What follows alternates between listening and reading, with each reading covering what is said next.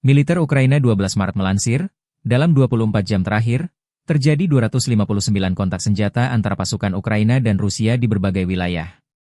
Pasukan pertahanan Ukraina melancarkan serangan udara, rudal, dan artileri terhadap 7 lokasi yang menjadi pusat konsentrasi pasukan dan perlengkapan militer Rusia.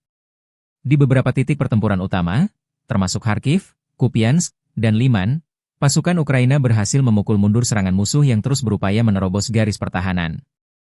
Pertempuran sengit juga terjadi di Toretsk dan Pokrovsky, di mana pasukan Ukraina menghadapi lebih dari 100 serangan gabungan dalam sehari terakhir.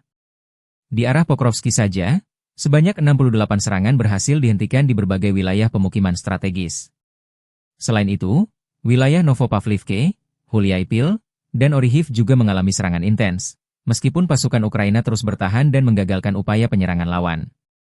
Situasi di zona operasional Kursk Cina juga tidak kalah menegangkan, dengan 33 serangan dari pasukan Rusia berhasil ditangkis. Secara keseluruhan, pasukan pertahanan Ukraina terus mempertahankan posisinya dengan gigih di berbagai medan pertempuran. Perlawanan yang kuat ini menunjukkan tekad Ukraina dalam mempertahankan kedaulatan wilayahnya.